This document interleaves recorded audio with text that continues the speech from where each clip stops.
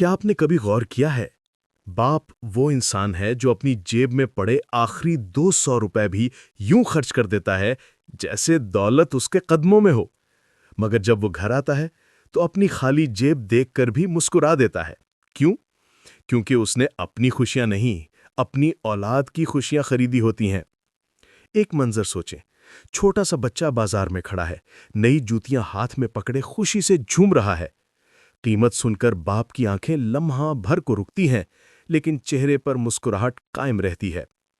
وہ جوتے خرید لیتا ہے اور جب بچہ گھر آ کر دوڑتا ہے تو باپ کے پرانے جوتے بھی اس کی خوشی دیکھ کر مسکرا دیتے ہیں۔ یہی ہے باپ کی عظمت۔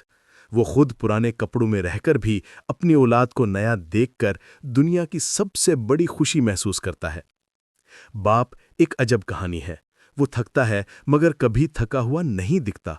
وہ دکھ سہتا ہے مگر کبھی روتا نہیں دکھتا۔ وہ اپنی خواہشیں قربان کر دیتا ہے لیکن بچوں کے سامنے ہمیشہ فخر سے سر اونچا رکھتا ہے۔ دنیا کہتی ہے باپ سخت ہوتا ہے، مگر اصل بات یہ ہے کہ جو شخص اپنی اولاد کے لیے روز تھوڑا تھوڑا ٹوٹتا ہے، وہ اگر باہر سے سخت نہ ہو تو کیسے جیے؟ باپ کی خاموشیاں بہت بڑی ہوتی ہیں۔ کبھی وہ بجلی کے بل کے سامنے خاموش ہوتا ہے، کبھی اپنی بیماری چھپا کر خاموش رہتا ہے، اور کبھی اپنی خواہشوں کو مار کر اولاد کی خواہشیں پوری کرنے کے لیے خاموشی سے محنت کرتا رہتا ہے۔ ان خاموشیوں میں دعائیں بھی ہوتی ہیں، قربانیاں بھی، اور ایک بے مثال محبت بھی۔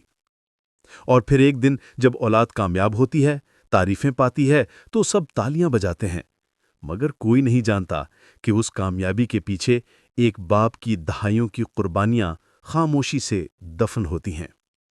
یہ شخص، یہ عظیم انسان صرف ایک لفظ میں سمایا ہے: باپ۔ اگر آج آپ زندگی میں مضبوط کھڑے ہیں تو یقین کریں کہیں نہ کہیں ایک باپ نے خود کو کمزور کر کے آپ کو مضبوط بنایا ہے۔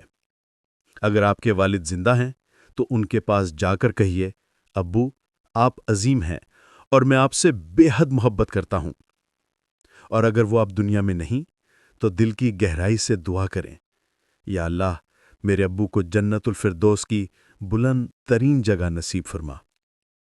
آخر میں بس ایک گزارش، اگر آپ کو والد کی عظمت پر یہ پیغام اچھا لگا ہو تو ہمارے چینل امید کا مسافر کو سبسکرائب ضرور کریں، کیونکہ ہم روزانہ ایسی ہی دل کو چھو لینے والی حقیقی زندگی کی کہانیاں اور سچائیاں آپ تک پہنچاتے ہیں۔